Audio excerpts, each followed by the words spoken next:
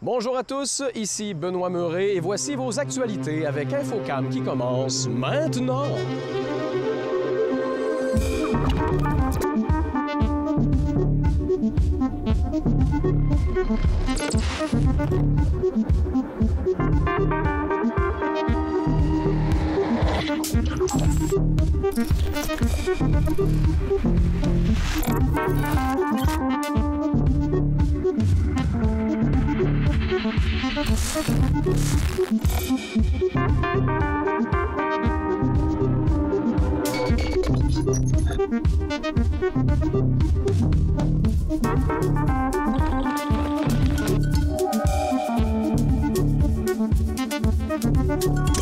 La rentrée scolaire est effectuée. Malheureusement, c'était sous le signe de compression budgétaire demandée par le gouvernement caquiste. Donc, est-ce que les élèves vont quand même avoir tous les services dont ils ont besoin?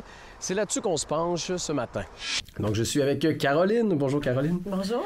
Donc, la rentrée scolaire qui commence. Rentrée scolaire quand même sous le signe de... On vous a demandé... Notre cher gouvernement vous a demandé de faire des coupures. Comment ça se passe, là, finalement? Qu'est-ce qu'on a... Qu'est-ce que les élèves subissent en fonction de ces coupures-là? Est-ce qu'on a réussi à les sauvegarder de ça, etc.? Bien, effectivement, au niveau de la rentrée scolaire, c'est marqué par une certaine restriction financière. Donc, pour chez nous, c'est un effort de 2,4 millions qui nous est demandé.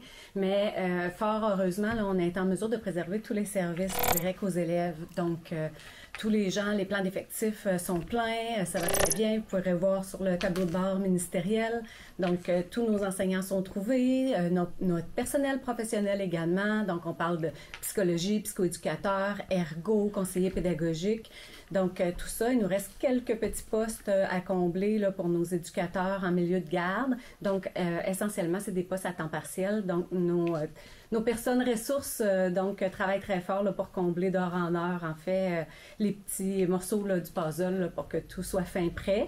Et est-ce que c'est habituel d'avoir la difficulté de trouver cette main-d'œuvre-là, généralement? Mais on est en meilleure posture que l'année dernière, Okay. en fait. Donc, le fait de faire nos bassins d'affectation au début du mois de juillet, ça nous aide grandement parce que pendant la période estivale, on peut faire nos affichages. Puis par la suite, bien, le département des ressources humaines là, travaille très fort pour combler les résiduels là, qui nous manquent. Donc, pour l'instant, chez nous, ça se passe très bien. C'est sûr qu'on croise toujours les doigts hein, parce qu'on fait partie du Québec puis de la pénurie de main-d'œuvre, mais il reste qu'on s'en sort vraiment très, très bien. Bon, en tout cas, pendant qu'on en parle, le message est lancé si quelqu'un se sent interpellé par l'emploi. Tout à fait. Donc, ce qui veut dire que les coupures ont été faites à quel niveau à ce moment-là? Hein? Bien, c'est sûr qu'on doit faire nos coupures qui impactent le moins possible là, nos élèves. Oui. Donc, avec le comité de répartition de ressources, avec tout le département aussi des ressources financières, on a travaillé très fort pour gratter nos fonds de tiroir puis aller voir de quelle façon on pouvait contribuer puis diminuer nos dépenses. Fait que c'est sûr que dans un centre de service, il y a des dépenses qui sont non compressibles. On n'a pas le choix de payer du chauffage, on n'a pas le choix de payer nos enseignants, mais il y a certains domaines pour lesquels on fait des efforts, notamment au niveau des frais de déplacement, de la papeterie, les formations qui sont non conventionnées aussi. Là, on essaie d'y aller au minimum de ce qu'on peut offrir, en fait. Donc, c'est vraiment tout ce volet-là là, qui touche davantage le service administratif. Mm-hmm. Évidemment, on a toujours notre gel de recrutement. Oui. Donc, ça fait en sorte que quand il y a des gens qui quittent en cours d'année ou il y a des absences, bien, ça devient plus difficile là, de combler, surtout dans les centres administratifs. Donc là, à ce moment-là, on doit repartager la tâche puis faire en sorte là, qu'il y ait le moins d'impact possible. Oui. Mais c'est sûr que chaque personne qui travaille dans le centre administratif travaille pour nos élèves. Donc, évidemment, là, à un moment donné, dans la rouage, faut faire en sorte que ça ait le moins d'impact dans nos écoles pour les élèves. Donc, c'est toujours un travail là, de minutie puis d'essayer de faire en sorte de répartir tout ça pour que ça fonctionne le mieux possible là, dans le contexte actuel. Et j'imagine que c'est pas le genre de choses qu'on veut se faire dire à chaque année, qu'il faut encore couper. Il doit y avoir une limite de possibilités. Bien, c'est sûr que les restrictions pour nous de 2,9, c'est quand même grand comme effort là, qui nous est demandé. Oui. On est très, très content de ne pas avoir eu besoin de toucher à nos plans d'effectifs de notre personnel. Okay. Donc ça, c'est une fierté pour nous là, d'avoir réussi à préserver ce volet-là. Mais c'est certain que si ça se poursuit dans le temps, bien, on aura à regarder puis à se creuser utiliser les manèges là, d'année en année, ce qui n'est pas facile, en fait. Ben, on se le souhaite pas. Merci pour ces petites précisions en te souhaitant une belle année scolaire. Merci beaucoup, c'est très gentil. La ville de la Pocatière est maintenant un peu plus grande, étant donné la fusion avec Sainte-Anne-de-la-Pocatière et Saint-Onésime. Je suis allé voir le maire pour en parler, qui, lui, est plutôt heureux de ce qui arrive en ce moment. Donc, je suis à la Pocatière ce matin. Bonjour, monsieur le maire, ça va bien? Bonjour, ça va très bien, vous? Oui. Ouais. Donc, je pense que c'est des bonnes nouvelles pour vous, là. Les fusions, ça va de l'avant, c'est ça? Oui, en plein ça. Nouveau territoire, nouvelle ville, la Pocatière, 6400 habitants maintenant. Donc, on y va de l'avant. Très positif. Et là, bon, c'est sûr qu'il y a des gens qui étaient peut-être moins d'accord avec ça. Qu'est-ce qui a ressorti de négatif qui pourrait faire peur à ceux qui ne sont pas d'accord? Hein? Bien, il y a certainement le sentiment d'appartenance et tout qui fait en sorte que ça fait peur un petit peu aux gens. Oui. Maintenant, si on compare d'autres fusions ou d'autres regroupements qui se sont faits, tous les secteurs ont toujours resté, l'histoire de ces secteurs-là ont toujours resté. Donc, assurément là, que le secteur de Saint-Onésime, de la Sainte-Anne-de-la-Pocatière, ça sera toujours dans l'identité de la Pocatière. Donc, oui. Puis, en général aussi, ça va être aussi travaillé comme ça dans le futur. C'est des secteurs, on va travailler ensemble pour que ces secteurs-là fonctionnent bien, qu'il y ait une belle représentativité, puis que ces secteurs-là, ces habitants-là, soient aussi bien desservis que tout le secteur de la Pocatière, l'ancien secteur de la Pocatière. Oui, c'est ça. Et là, est-ce qu'il y a quelque chose de prévu pour lancer le coup un peu, pour marquer la fusion faite? Bien, naturellement, là, il y a beaucoup de travail à faire administratif et aussi au niveau de communication encore à faire. Des réunions là, de la nouvelle ville qui va arriver. Puis malheureusement ou heureusement, on a un conseil municipal qui va être représenté de 21 personnes pour la première. Oui, c'est ça.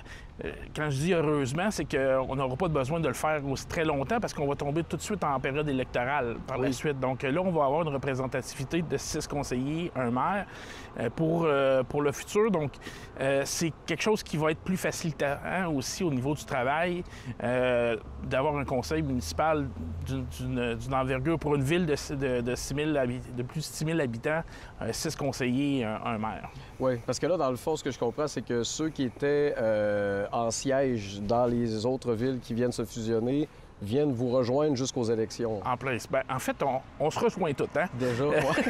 C'est vraiment, là, faut vraiment faire attention. C'est pas la Pocatière cavale ou qui fait... C'est vraiment la Pocatière devient une nouvelle ville, une nouvelle entité. Et les biens de la Pocatière deviennent les biens aussi du secteur de Saint-Onésime. Ça fait que ça va des deux côtés. Donc, il y a... à partir du 22, lundi le 22, on va avoir une réunion toutes les maires et tous les conseillers ensemble qui va faire en sorte justement que là, on va tabler sur toutes les nouvelles responsabilités et déléguer aussi les signataires, etc. Mais le 22, le 23, le 3 au matin, quand la nouvelle ville va se faire au mois de septembre, il n'y a aucun changement. Mais non, c'est ça. Là.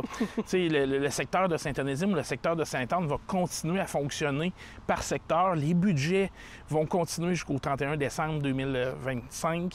Donc, il n'y a pas beaucoup de changements. Il n'y a pas beaucoup de gens qui vont s'apercevoir de ce changement-là rendu là. Tranquillement, pas vite, dans les 4 prochaines années, le prochain conseil, on va avoir beaucoup de travail à faire pour justement tout faire la structure de cette nouvelle ville-là, de faire en fonction que, justement, le service de proximité perdure et soit de meilleure qualité.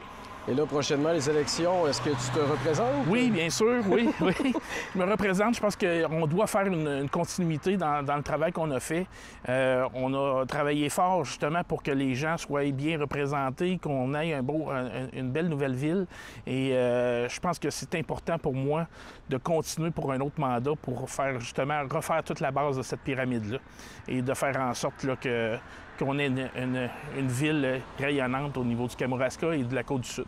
Pas trop triste d'avoir perdu quelques villages au travers l'aventure?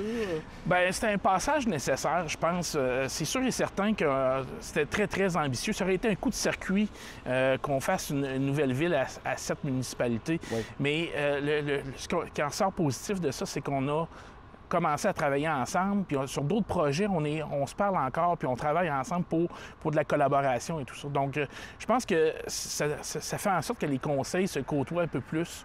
Puis naturellement, bien, tu sais, dans le futur, on ne sait jamais, hein, il y a peut-être d'autres collaborations qui vont venir et tout ça. Donc, pour moi, c'est super positif. Le scénario de ce regroupement-là est positif, malgré qu'on ait 3 municipalités. C'est juste des beaux... c'est un succès, là. C'est quand même au Kamouraska, même du côté de la Côte-du-Sud et tout ça, on a quand même été des exemples un petit peu, je pense, là, Puis on a des maires qui nous appellent, qui nous demandent comment ça s'est passé, des conseils aussi. La tendance est forte, la pression est forte présentement sur les coûts. Oui. Puis beaucoup de responsabilités qui s'en viennent sur nos épaules. Il y en a déjà qui se sont ajoutées, mais il y en a d'autres qui s'en viennent, des responsabilités. Donc, à un moment donné, le pouvoir de taxation, il devient trop fort pour nos citoyens, puis on doit trouver des façons de diminuer les coûts, mais de bien desservir la population. Donc, refaire Puis là, bien, dans la nouvelle ville, le but, c'est de refaire la base de la pyramide, puis après ça, d'être capable de faire des projets structurants. Bien, écoute, merci. Te souhaitant une belle année politique à ce moment-là. Merci beaucoup. Merci. Bonne journée. La Société des traversiers du Québec annonce que le service de la traverse Rivière-du-Loup-Saint-Siméon se poursuivra aux installations actuelles de Rivière-du-Loup et de Saint-Siméon jusqu'à la finalisation du projet permanent au port du Gros-Cacouna prévu en 2031. Aucun changement dans le projet final n'est prévu. Le service demeurera donc le même d'ici le déplacement du nouveau port d'attache de la traverse vers le port de Gros-Cacouna, tel que le demandaient les acteurs locaux rencontrés par la députée de l'STQ avant la période estivale. Le Centre de services scolaires de Kamouraska-Rivière-du-Loup est heureux de vous annoncer que l'ensemble des écoles primaires et secondaires utilisera désormais l'application mobile Clic École pour communiquer avec les parents. Cette application, élaborée expressément pour vous permettre de faire le suivi scolaire de votre enfant tout au long de l'année à partir de votre téléphone mobile, offre un environnement sécuritaire et intuitif et remplacera progressivement Mosaïque Portail Parents. Vous pourrez y trouver le calendrier scolaire, les informations sur les devoirs, les leçons et les résultats de vos enfants, tout ce qui est en lien avec les absences ainsi que l'historique des absences, les bulletins, feuillets fiscaux et états de compte, possibilité de communiquer avec l'école et le personnel scolaire. Il vous suffira donc de télécharger l'application mobile Clic École sur l'App Store ou Google Play, selon le type de téléphone mobile que vous utilisez. Du côté du projet de la piscine du cégep de l'Apocatière, TVCK veut souligner l'annonce d'un don de 10 000 $ offert par la clinique dentaire Kamouraska. La propriétaire, la Dr Jill Laroche-Paquette, explique qu'en tant que professionnelle de la santé, sa mission consiste aussi à promouvoir les saines habitudes de vie. Pour ceux qui voudraient savoir où en est la campagne populaire, actuellement, au niveau des chiffres, le coût total du projet était donc de 12 millions. Le financement confirmé est de 9,42 millions. L'objectif de la campagne populaire, 1 million. Montant amassé à ce jour, 33 000 $, dont 10 000 de la clinique dentaire Kamouraska. Les sommes restant à trouver est de 2,55 millions.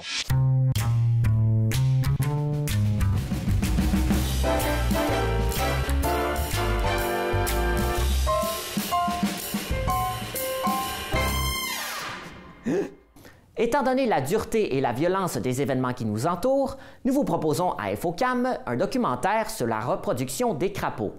Le crapaud est un animal batracien qui vit sur la Terre. Quand vient le temps de l'accouplement, il retourne vers la mare où il est né. En fait, le crapaud se tient généralement dans les jardins et les lieux boisés. Il hiberne pendant 6 mois sous une roche, un creux d'arbre ou dans un simple trou dans la terre. Lors de son réveil, il se dirige vers un point d'eau pour la reproduction. La femelle peut pondre jusqu'à 6000 œufs, mais elle ne se reproduit que tous les 2 ans. En forme quand même. 1 mois plus tard, les œufs donnent naissance aux têtards qui prendront de 3 à 4 mois pour devenir des petits crapauds.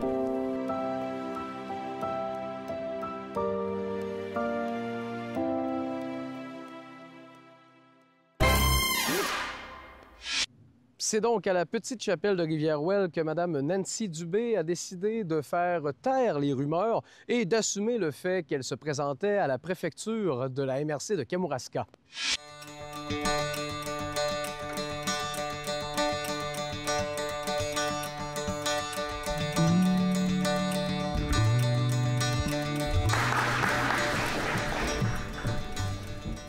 Merci beaucoup.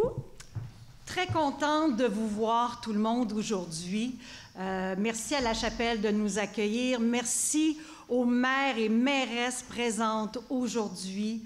Merci à ceux que j'ai connus durant mes 6 années à la Chambre de commerce. Merci beaucoup. Vous ne pouvez pas savoir à quel point ce support-là et même cette vague d'amour-là est importante pour moi et ça fait juste me confirmer que je suis dans la bonne traque, comme on dit en bon français. Alors, pour ceux qui ne me connaissent pas, là, j'espère que j'ai pas... Ah, les médias, merci d'être là aussi, parce que ce point de presse-là, vous étiez les premiers invités. Alors, merci beaucoup d'être là aujourd'hui, évidemment. Pour ceux qui ne me connaissent pas, il y en a peut-être parmi vous, mon nom est Nancy Dubé. Je suis issue de la MRC de Lillet, la MRC voisine, petit village qui s'appelle Saint-Damas-de-Lillet. Mais j'ai traversé assez vite dans la MRC du Kamouraska. J'ai fait 5 ans au collège de Sainte-Anne-de-la-Pocatière. Je suis allée au cégep de la Pocatière. Je suis partie ensuite à l'Université à Québec, 30 ans dans les médias, dans les agences de presse, dans les communications, stratège en communication. Et en 2019, j'ai décidé, avec mon conjoint, de revenir chez nous. Et j'ai atterri à la Chambre de commerce Kamouraska-Lillet. J'avais le goût, à cette époque-là, et encore aujourd'hui, de mettre mon expertise, mon expérience au profit et pour le bien de ma communauté et de ma région. Alors, je sais qu'il y a une rumeur là, qui roule et qui passe un peu partout dans la MRC depuis quelques semaines. Alors, je suis ici. En fait, je vous ai convoqués toutes et tous pour mettre fin à cette rumeur-là.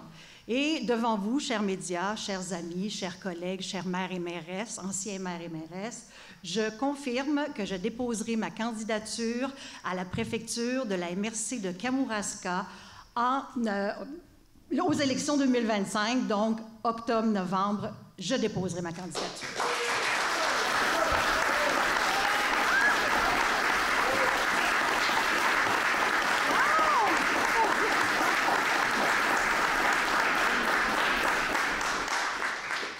Je dois dire que depuis plusieurs semaines, je parle avec les maires, les mairesses, avec les électrices, les électeurs, et puis je ressens un grand support. Alors, je me suis dit que j'ai dû faire quelque chose de pas pire à la Chambre de commerce ou dans ma communauté pour avoir un accueil et avoir un support aussi fort et chaleureux. Alors, cette campagne-là s'annonce très, très, très intéressante. Alors, je vous dis aujourd'hui, je serais vraiment fière que le 2 novembre prochain, je sois votre ambassadrice pour la MRC de Kamouraska.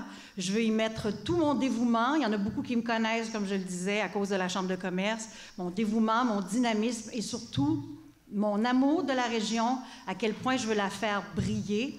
Alors, vous pouvez être assuré de mon engagement aujourd'hui. Pourquoi j'ai décidé de me lancer? Bien, écoutez, c'est comme une suite logique à ce que je faisais à la Chambre de commerce, développement économique, développement régional. Je vois aussi que durant les 4 dernières années, la MRC a besoin de plus de visibilité, plus de présence au niveau régional et national. Et puis moi, vous le savez peut-être, mais les communications, c'est très important justement pour travailler sur la visibilité. Alors ça aussi, je m'engage à vouloir donner toute la visibilité possible à notre MRC qui a énormément de choses qui la distinguent et je trouve qu'on n'en parle pas assez. Je veux qu'on parle de la MRC de Kamouraska sur toutes les chaînes ou tous les médias. On en a déjà plusieurs ici aujourd'hui, mais je pense qu'on a encore beaucoup de place pour briller. Alors, moi, je m'engage aussi à travailler en étroite collaboration avec les maires et mairesses qui seront élus la même journée que moi, le 2 novembre, parce que le rôle de préfète, c'est la présidente du Conseil des maires, mais c'est quelqu'un aussi qui facilite la concertation. Moi, j'ai travaillé à la Chambre de commerce en collaboration, en partenariat, et ça a donné quelque chose d'extraordinaire. Je ne crois pas qu'un préfet ou une préfète doit travailler toute seule dans son coin. On ne connaît pas tous, on ne connaît pas tout quand on est seul. Moi, je pense que c'est quand on est bien entouré qu'on peut faire avancer des dossiers. Et ça aussi, je m'engage à le faire parce que pour les gens qui me connaissent, je ne suis pas quelqu'un qui fait la baboune ou qui ne veut pas entendre parler de personne. Je suis quelqu'un qui a du fun. Je suis capable d'avoir du fun, mais de travailler aussi. Vous l'avez vu à la Chambre de commerce, on avait énormément de fun, Gabriel et moi. Donc, c'est ce que je veux faire aussi, mais il y a quand même une certaine rigueur à avoir et ça aussi, je sais que je suis capable de le faire.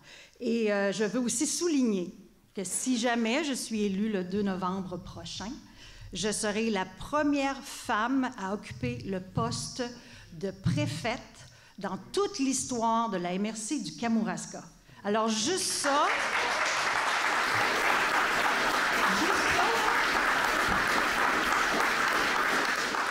Pour faire sortir le vote. On a Solange, ma belle Solange, qui s'est déjà présentée à la préfecture. Je te salue, ma belle Solange, qui est une femme qui me... un peu comme un mentor dans ma nouvelle trajectoire. Alors, merci, Solange. Voilà, je veux parler aussi, pendant ma campagne, de l'importance du rôle de préfète. Parce que je parlais avec des jeunes et des moins jeunes. Puis quand je leur dis « Hey, je pense à me présenter à la préfecture », c'est quoi ça? C'est quoi ça? C'est de la politique? C'est-tu fédéral, provincial? C'est quoi cette affaire-là?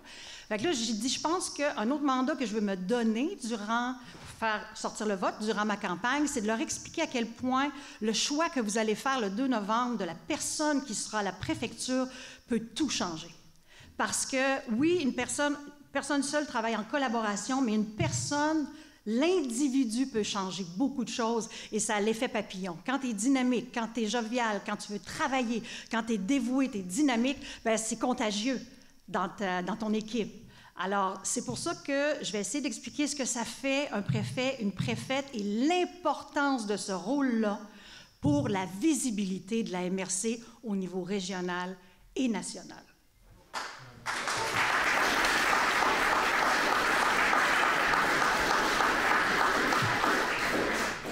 Nos maires et mairesses qui sont ici, les anciens aussi, ont une expertise qui est super importante, puis je le vois, là, je me gêne pas, là, je suis curieuse, je jase avec les maires, je vais parler avec Gervais de l'éolienne, je parle avec Solange de plein d'affaires aussi, parce que, comme je le disais, on a tellement de choses à faire briller dans la MRC, puis c'est pas assez.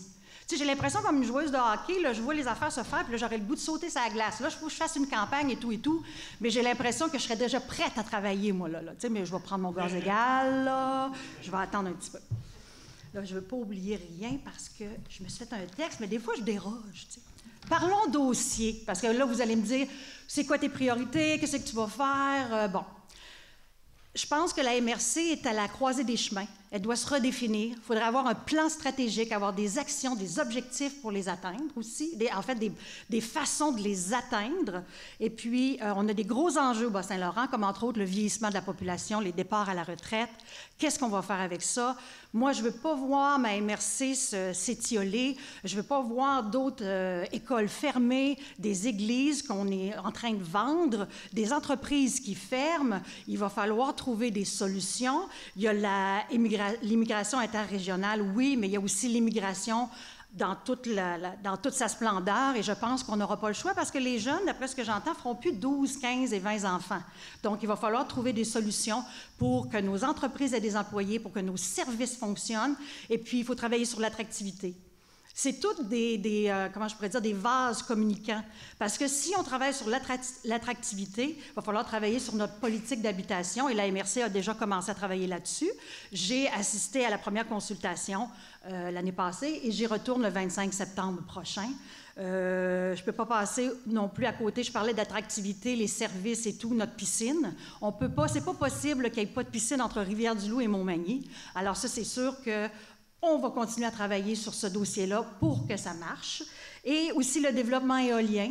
Le développement éolien qui est un super beau projet qui amène beaucoup de sous au MRC et à la MRC et aux municipalités. Le tourisme, 450 000 personnes par année passent dans le Kamouraska. C'est quand même beaucoup, mais ça pourrait être plus. Est-ce qu'on peut faire ça, avoir des attraits à l'année? Puis ça dit de l'argent qui est injecté dans la région. L'agriculture, 374 fermes juste dans la MRC de Kamouraska, c'est extraordinaire.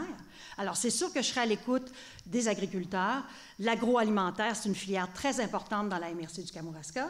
Et encore une fois, tout ça, je veux le faire en collaboration avec les maires, avec les citoyens, les citoyennes, et être à l'écoute, parce que c'est ce que je suis.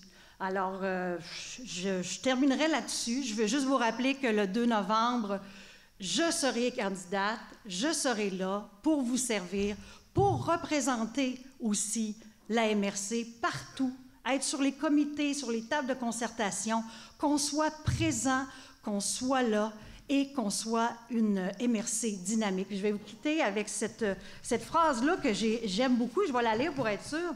Moi, j'aimerais qu'au Kamouraska, on mène la parade et qu'on ne fasse pas juste la suivre, qu'on soit proactif et qu'on initie les actions parce qu'on a tout ce qu'il faut dans la MRC du Kamouraska. Merci beaucoup encore une fois. Merci beaucoup.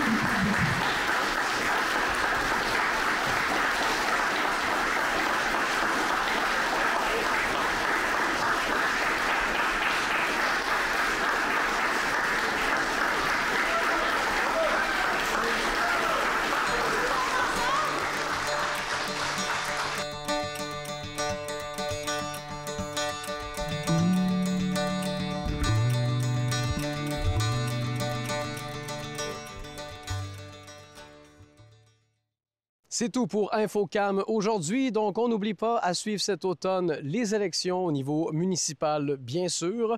Et on souhaite une belle rentrée à tous ceux qui retournent à l'école cette année.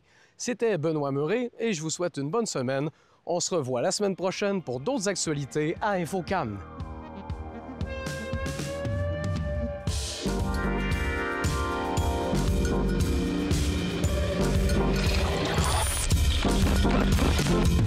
Yeah.